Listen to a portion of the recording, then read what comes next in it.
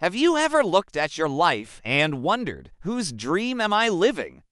It's a disturbing question, and that's the point. Because for most of us, the values that guide our lives, the things we chase, the things we fear aren't ours. They're inherited, absorbed, downloaded silently over years from school, family, social media, religion, culture. You didn't choose the script, you were born into it. And then one day, something cracks.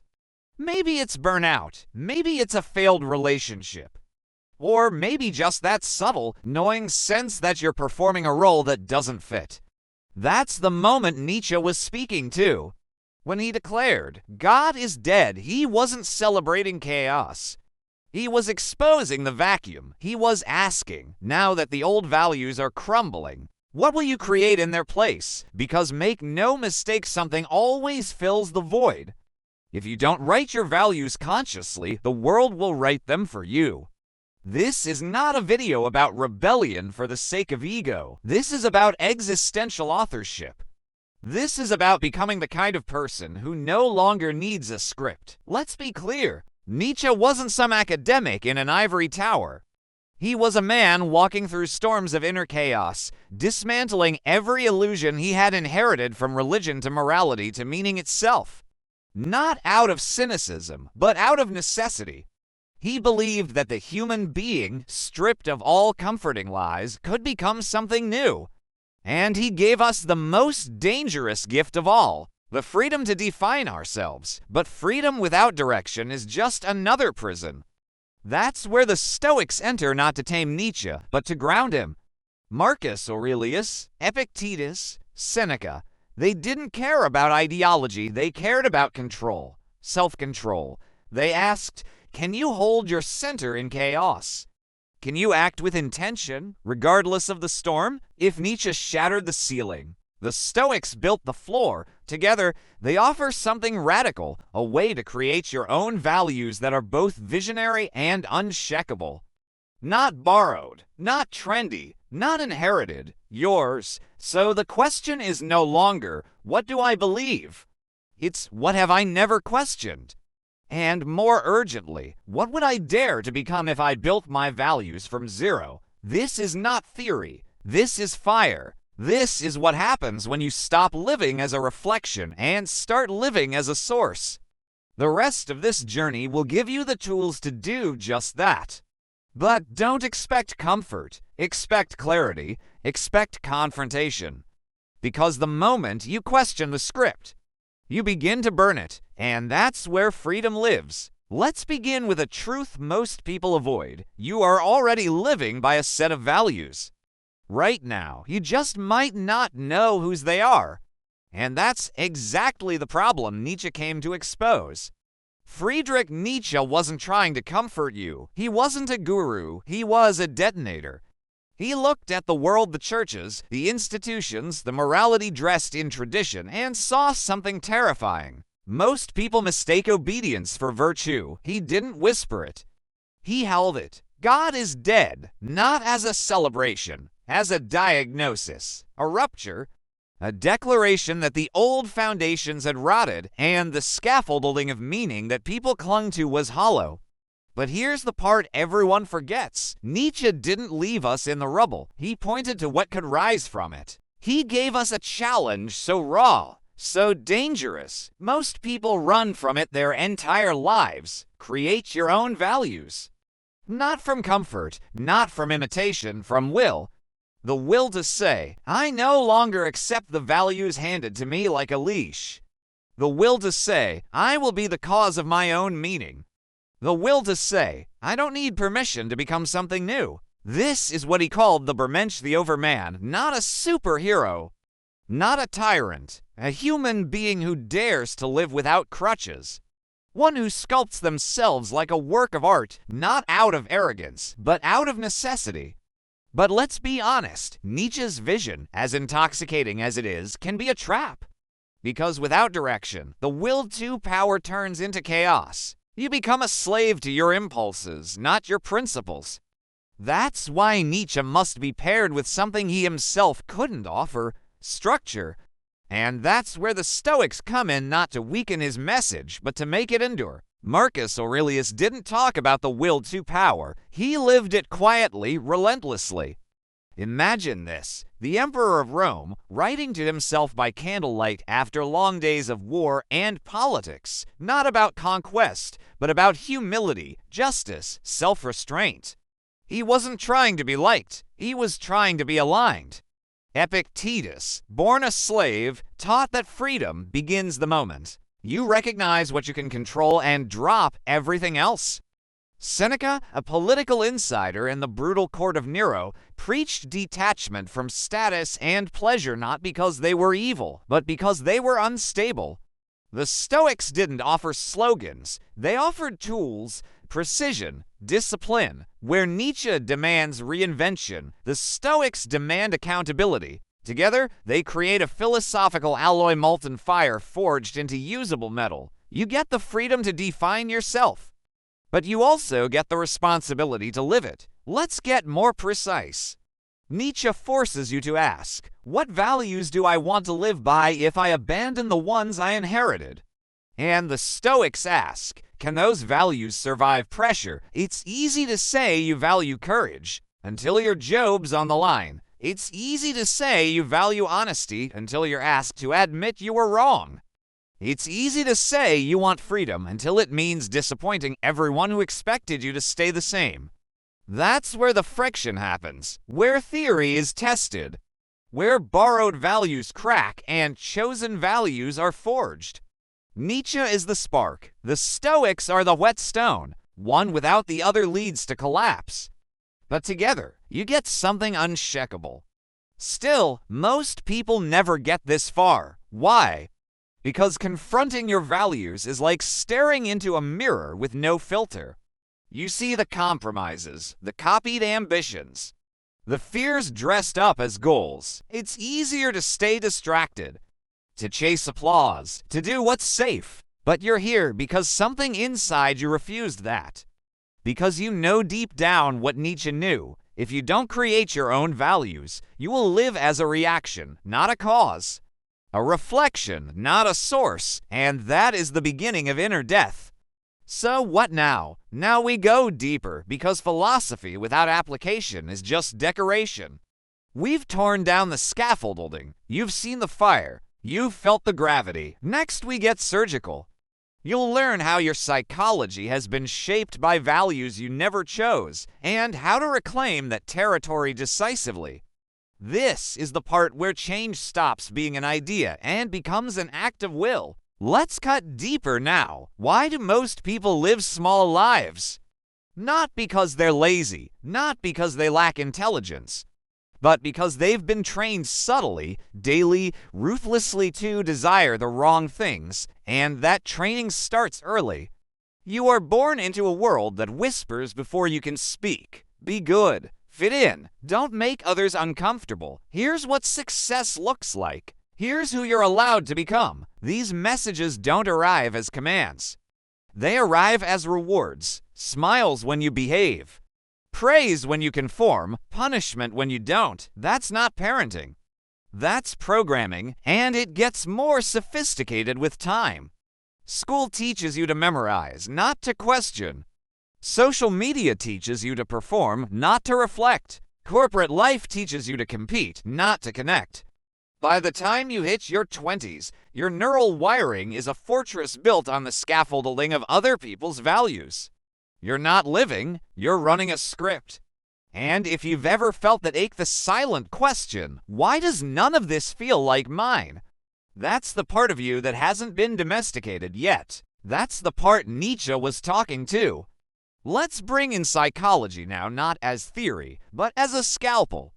Viktor Frankl, a Holocaust survivor and psychiatrist, said this: life is never made unbearable by circumstances, but only by lack of meaning. Think about that. People survived concentration camps because they clung to meaning. Not comfort, not hope, meaning. So what happens when your life is full, but meaningless? You scroll more, work more, drink more.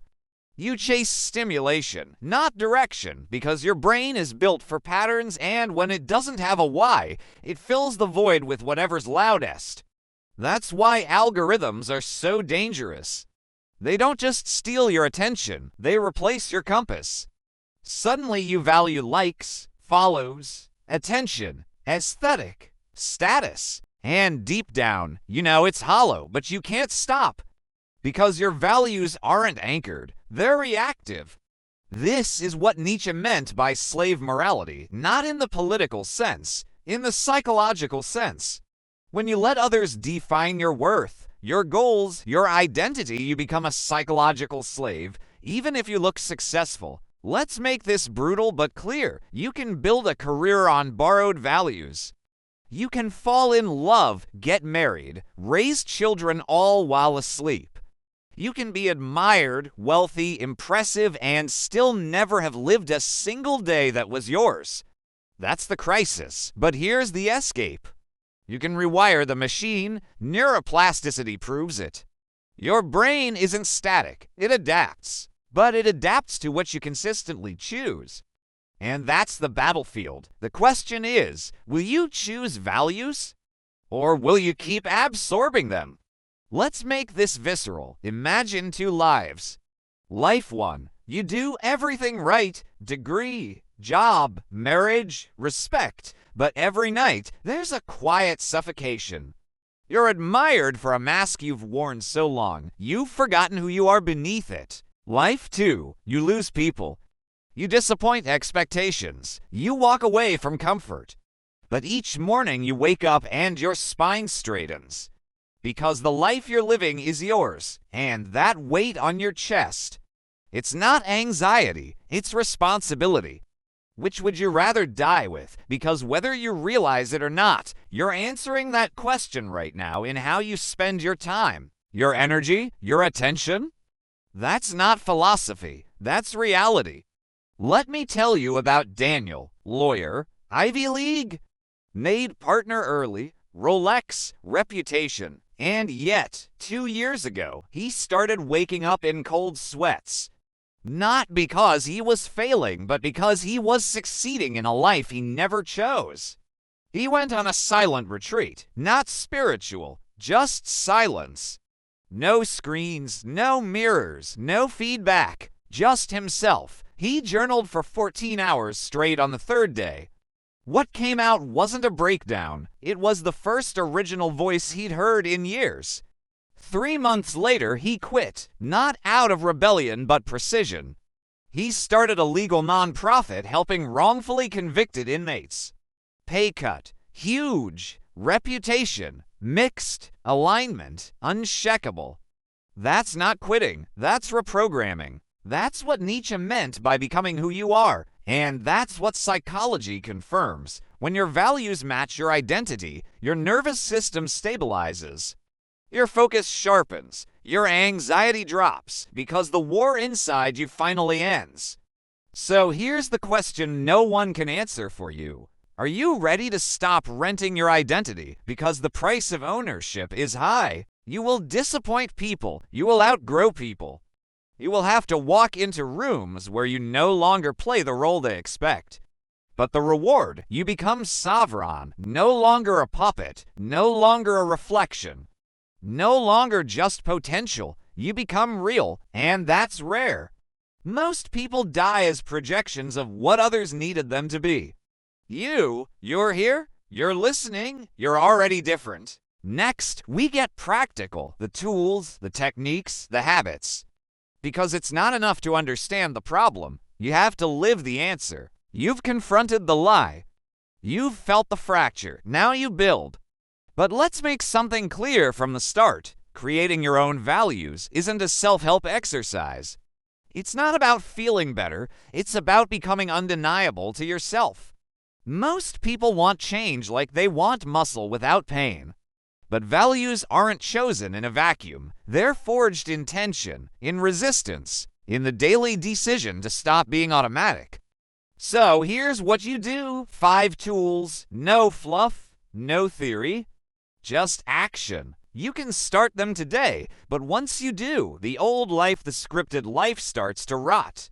And it won't go quietly. Good. Let it burn. 1. The daily why audit. Destroy the default every night. Take 5 minutes. One question. Why did I do what I did today? Why did I agree to that meeting? Why did I stay silent? Why did I post that? Why did I say yes? And deeper, whose value was I serving? Your answer will reveal the script you're still obeying. Don't rationalize. Don't excuse. Just stare. Nietzsche said, "He who has a why to live for can bear almost any how, but you can't fake a why. You have to carve it out." So start here. Use ink. Use honesty. Use fire. 2. The Stoic filter. Cut the noise. Control is clarity. Without it, your values drown in static. Once a week, make to lists. What I control. B. What I don't. Then cross out everything in column B. Your mood is yours. Your words are yours. Your effort, your integrity, your reactions, all yours. What others think of you, gone. How they respond, gone. Whether they approve, dead to you. This is not apathy. This is sovereignty. Seneca wrote, "We suffer more in imagination than in reality." The Stoic filter strips imagination from identity. Focus on what's yours and nothing owns you. 3. The Bermensch board. Choose who you become. Vision isn't fluff. It's a weapon. Nietzsche's Bermensch isn't someone who has power. It's someone who is power. The person who lives from self-created values, even when no one claps. So create a board not of what you want to have, but who you want to become. Skip the mansions and models. Go deep. Who are you when no one's watching?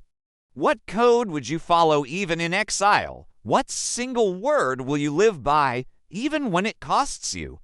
Put that word in the center. Write it like blood. Mine is truth. Yours. This is not manifestation. It's orientation. A compass forged in your own fire. 4. The 80/20th alignment. Track the signal. Most of what you do is noise. The 80/20th principle cuts through that. For 1 week, track everything you do, every task, every hour, every interaction.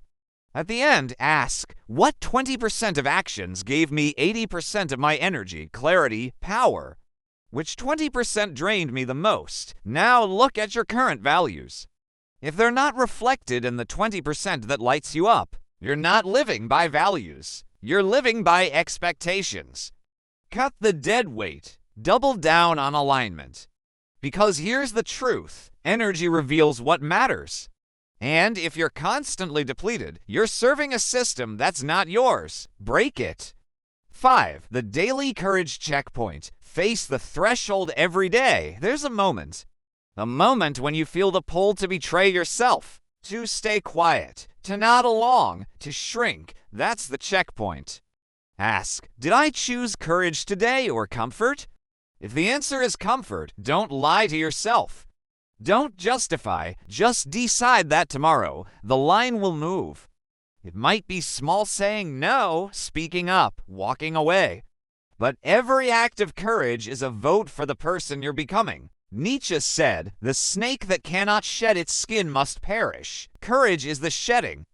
Do it daily, or die slowly. Let me give you one last story. A woman I met at a retreat, let's call her Alyssa. High-powered executive. On paper, untouchable. But her journal was full of rage. She did the why audit for 2 weeks. And then she quit. Not in drama, in silence. Walked away from prestige and into obscurity. No LinkedIn announcement. No rebrand. 6 months later, she was working with trauma survivors. Nothing glamorous. Everything real? I asked her, was it worth it? She said, it's the first time my life doesn't feel like I am apologizing for existing.